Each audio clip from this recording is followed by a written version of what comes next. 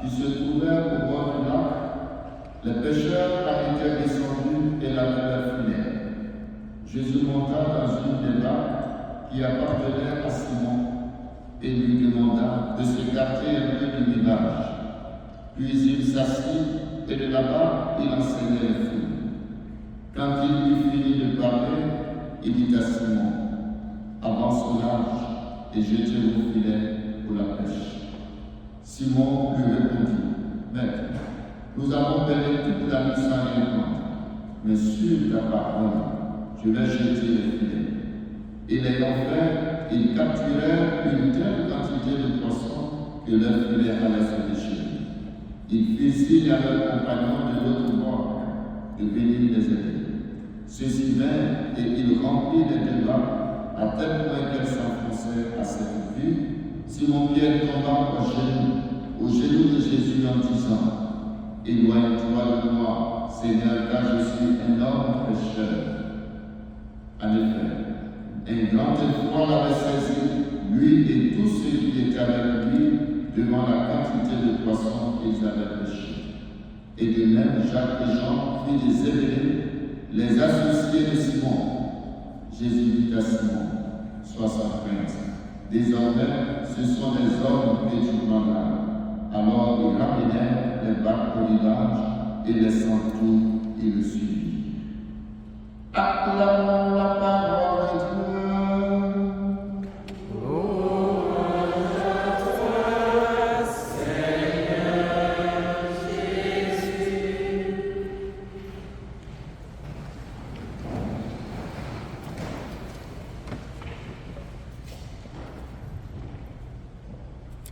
Chers frères et sœurs,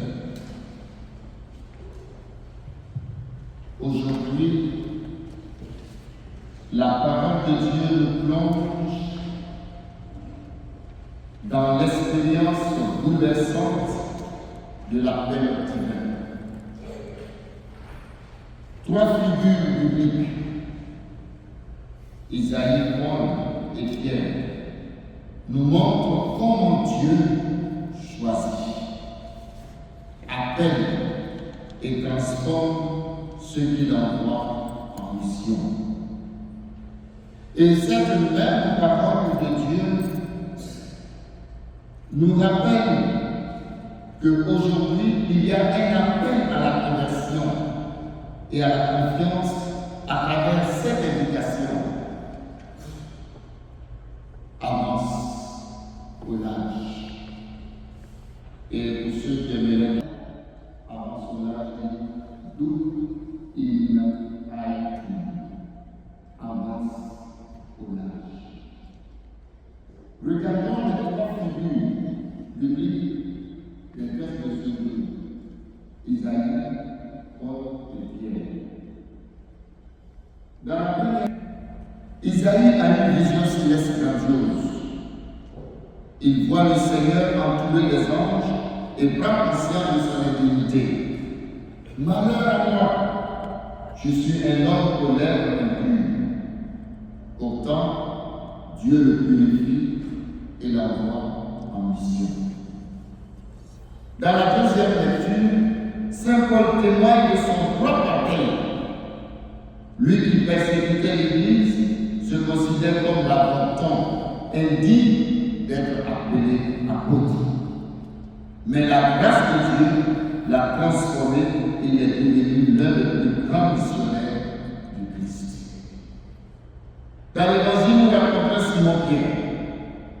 Après une nuit de labeur infructueux, obéit à la parole de Jésus et jette ses filets.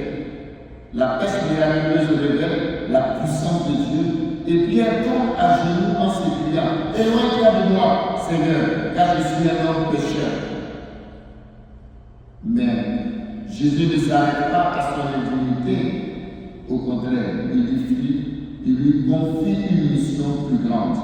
Désormais, ce sont des hommes que tu prendras.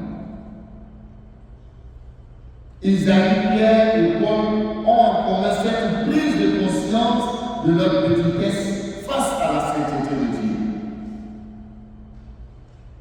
Chacun d'eux se sent indigne, mais c'est justement dans cette humilité que Dieu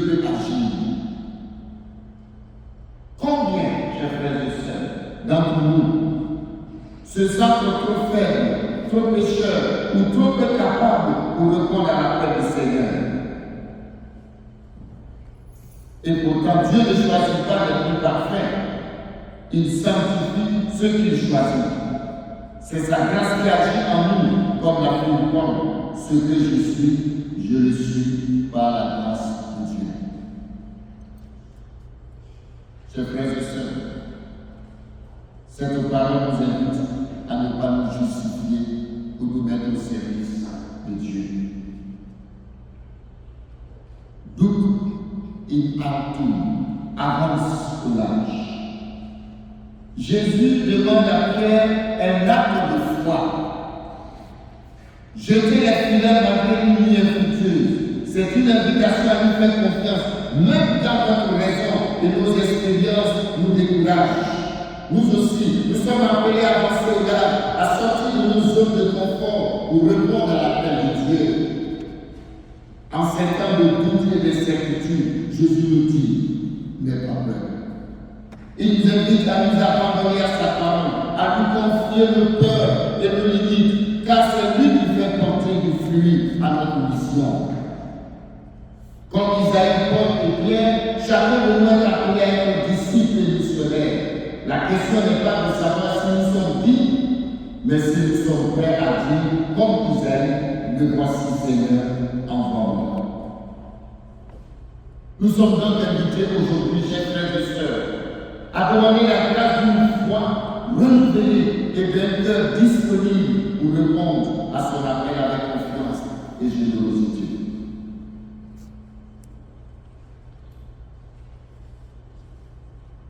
D'où il altum. N'aie pas peur, avance au large. Chers frères et sœurs, nous avons tous connu des moments de doute.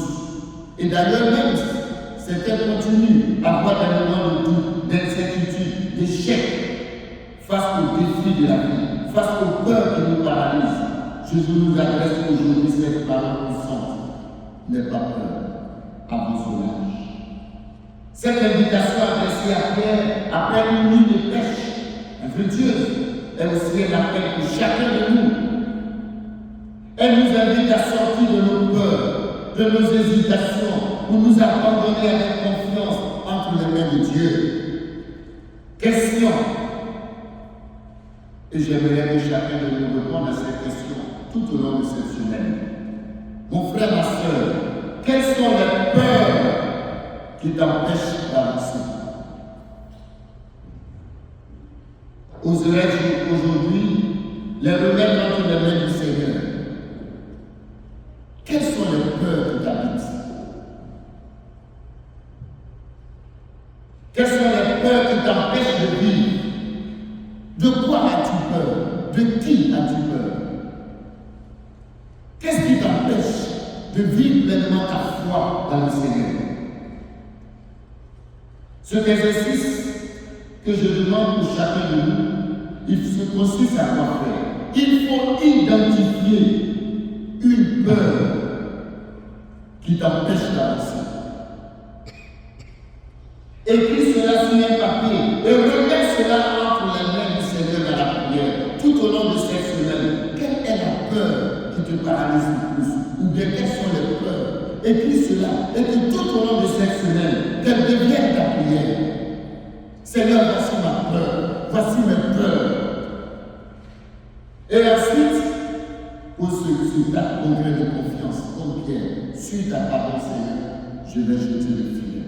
Seigneur, je te remets ma peur et je te fais confiance.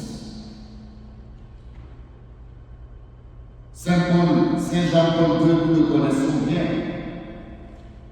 Dans l'une de ses homélies le 22 octobre 1978, quand il venait d'être nommé pape, vous vous souvenez bien, il a dit cette parole, ouvrez toutes grandes les portes au Christ. Avance au large. L'homme est naturellement attaché à ses habitudes et à ses certitudes, n'est-ce pas? Chacun de nous est attaché à ses habitudes, à ses manières de faire. Comme Pierre, nous aimons nous appuyer sur notre expérience, notre savoir-faire, notre logique humaine. Autant Jésus nous invite à lâcher prise et à nous ouvrir à sa nouveauté. Pierre pouvait dire à Jésus, mais moi je suis un grand pécheur, toi tu me connais bien. J'ai péché toute la nuit, je n'ai rien eu, et tu me dis d'aller jeter le filet. Je sais comment fonctionne la pêche.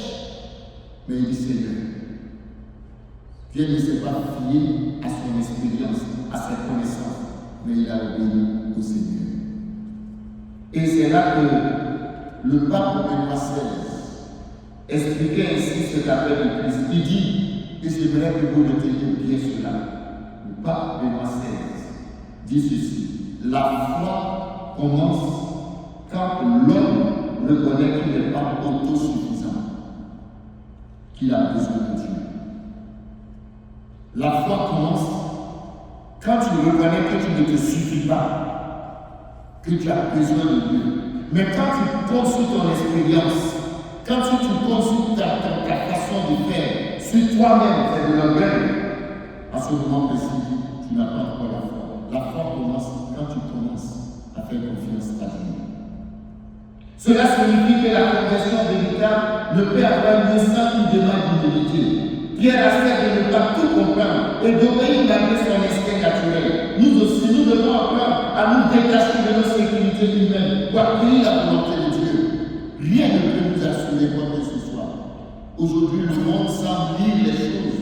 Tout le monde sait prédire l'avenir. Tout le monde pense maîtriser l'avenir. Mais quand tu penses maîtriser ta vie et connaître la suite de ta vie, tu n'as pas encore la foi. La foi commence quand tu sais que tu ne sais pas ce que demain sera, mais tu le mets de demain à Dieu, entre les mains de Dieu. Et Saint Jean de la Croix nous exhorte à ce sens. Pour aller où tu ne sais pas, tu dois passer par où tu ne sais pas. Pour aller où tu ne sais pas, tu dois passer par où tu ne sais pas. Autrement dit, faire confiance. Cela signifie que nous devons accepter de ne pas tout maîtriser et faire confiance à Dieu qui nous guide, même lorsque le chemin semble incertain. Pierre pouvait se fier à sa connaissance, mais il a toujours dit, question. Suis-je prêt à sortir de mes sécurités pour laisser Dieu me conduire vers les promis? Suis-je prêt aujourd'hui à faire confiance à Dieu? D'où il a tout avance au large. Pierre et ses compagnons ont travaillé toute la nuit sans rien prendre. L'échec est là, bien réel.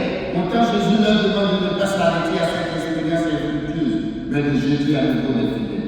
Cet épisode nous enseigne une vérité fondamentale de la vie spirituelle. Nos échecs ne doivent pas nous enfermer dans le découragement. Dieu peut toujours recommencer quelque chose de nouveau en nous. Pierre pouvait dire, mais je n'ai rien eu, ma pêche a été infructueuse. Seigneur, c'est peine perdue si tu me demandes. De toutes les façons, ça sera un échec. Mais Dieu peut toujours recommencer à faire quelque chose, n'est-ce pas? C'est pourquoi nous qui connaissons les échecs de la vie, les échecs dans tous les domaines, échecs même amoureux, échecs professionnels, échecs intellectuels, échecs, peu importe, tous sont échecs. Il ne faut jamais dire que l'échec a le dernier mot. Le dernier mot, c'est Jésus. Nos échecs ne doivent pas nous enfermer dans le découragement.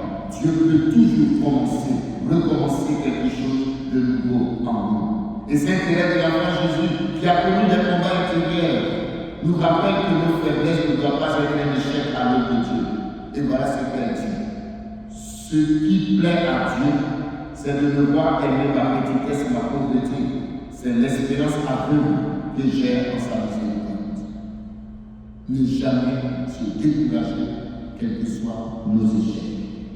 En d'autres termes, nos limites ne sont pas une barrière pour Dieu, mais une opportunité pour qu'il manifeste sa puissance. Ah, ça c'est fort. Quand il y a échec dans nos vies, quand il y a épreuve, c'est là que notre confiance doit grandir. Parce que c'est dans ces échecs-là que Dieu agit. Et Saint Augustin dit ceci, que j'aime très bien. Écoutez bien ce que dit Saint Augustin. Là où finit ta force, commence ta puissance de Dieu. Là où finit ta force, commence la puissance de Dieu. Tant que tu n'as pas épuisé tes forces, tant que tu n'as pas épuisé tous les moyens que tu as, tout ce qui est à ta disposition, quand tu finis de les épuiser, ton intelligence, tes forces, tout, c'est à ce moment-là que Dieu commence. Et c'est là que commence aussi la foi. Là où finit ta force, commence la puissance de Dieu. Question. Suis-je prêt à dépasser mes échecs et à croire que Dieu peut encore agir dans ma vie? Est-ce que je crois en cela? Doute in altum, avance au large. L'attitude de Pierre est un exemple. Il ne voit pas encore le miracle, mais il obéit à la parole de Christ. Son acte de foi précède la manifestation de la puissance divine. Pierre pouvait dire, Seigneur, fais un miracle d'abord, avant que je ne puisse jeter mon filet. Il n'a pas vu le miracle, mais il a cru. Et beaucoup d'entre nous disent, Seigneur, si tu veux que je croie en toi, que je te donne ma vie, que je te fasse confiance, fais ceci là pour moi. Fais un petit miracle. Et il y a un chant qui me fait dire, mais tu me plais quand même. Fais quelque chose pour moi, n'est-ce pas? Fais quelque chose pour moi, n'est-ce pas? Fais quelque chose dans ma vie, mais avant que Dieu ne fasse quelque chose dans ta vie, il faut croire. Saint François de Sales nous enseigne à ce sujet. Il dit, la mesure de l'amour divin est d'aimer sans mesure. C'est cette confiance sans mesure que Pierre manifeste en lançant à nouveau ses filets. De même, Dieu attend de nous, une fois qu'il ne se base pas sur ce que nous voyons, mais sur ce que nous croyons. C'est fort ça. Ce que nous voyons, ce n'est pas encore de la foi. Mais ce que nous croyons et que nous ne voyons pas, c'est ça qui est la foi. Et le même Saint Jean-Paul II dira encore, n'ayez pas peur, ouvrez toutes grandes les portes de Christ. Avant son âge, duc in altum. C'est donc oser la confiance, même quand les circonstances semblent défavorables. Question. Suis-je prêt à faire confiance en Dieu, même sans voir immédiatement les résultats? Beaucoup disent, mais mon frère, ça fait 3 mois, 4 mois, je prie pour cette intention, je prie pour cette situation, mais rien ne change. Je ne vois rien, et je ne sens rien, je n'entends rien. Mais tu veux voir quoi? Tu veux sentir quoi? La foi, ce n'est pas le sentir, la foi, c'est la confiance. Doute in altum. Lorsque Pierre voit la pêche miraculeuse, il tombe à genoux et dit, éloigne-toi de moi, Seigneur, car je suis un homme pécheur. Il prend conscience de son indignité, mais Jésus ne le rejette pas, au contraire. Il appelle à une mission plus grande. Désormais, ce sont des hommes que tu prendras. Et Saint Thomas d'Aquin nous éclaire sur cet appel. Écoutez bien ce qu'il dit. Aujourd'hui, je fais beaucoup de citations des grands saints, n'est-ce pas? Saint Thomas d'Aquin dit, Dieu ne choisit pas les plus capables, mais il rend capables ceux qu'il choisit. C'est clair, non? Dieu ne choisit pas les plus capables, mais il rend capables ceux qu'il choisit. De vous avoir Pierre, il n'est pas là l'école, c'est un péché. Cette mission d'être responsable des apôtres pour annoncer le Christ, selon nos critères humains, cela ne revient pas bien, n'est-ce pas? Mais Dieu a rendu Pierre capable d'être chef des apôtres. Alors ceux qui trouvent des justifications de dire, mais Seigneur, ça ce n'est pas pour moi, ça je ne peux pas faire, c'est trop compliqué pour moi. Vous n'avez pas la foi. Mais si vous dites oui, Dieu vous rendra capable. Réfléchissons. La conversion ne consiste pas seulement à regretter le péché, mais à nous laisser transformer par l'amour de Christ. Sainte Thérèse de l'Enfant Jésus, Sainte Thérèse de l'Âme, Mère Thérèse à pardon, Mère Thérèse disait, Dieu ne nous demande pas de réussir, mais d'être fidèle. En Église, on ne cherche pas à réussir, mais de rester fidèle à Dieu. Dieu ne nous demande pas de réussir, mais d'être fidèle. Chers frères et sœurs, Jésus nous invite à avancer au large, et cet appel est une conversion, à sortir de notre confort, à dépasser nos échecs, à faire confiance à Dieu sans réserve et à nous engager pleinement dans sa mission. Aujourd'hui, mon frère, ma soeur, n'aie pas peur, avance au large. Comme Saint Augustin dit, donne ce que tu ordonnes et ordonne ce que tu veux. Que le Seigneur, cette semaine, nous aide à grandir dans la foi. Et je nous invite à nous tourner vers Marie tout au long de cette semaine. Ô Marie, l'étoile de la mer, qu'elle nous guide vers son Fils, qu'elle nous apprend à avancer avec confiance sur les eaux de la vie. Et que le Seigneur, lui qui est vivant, nous bénisse.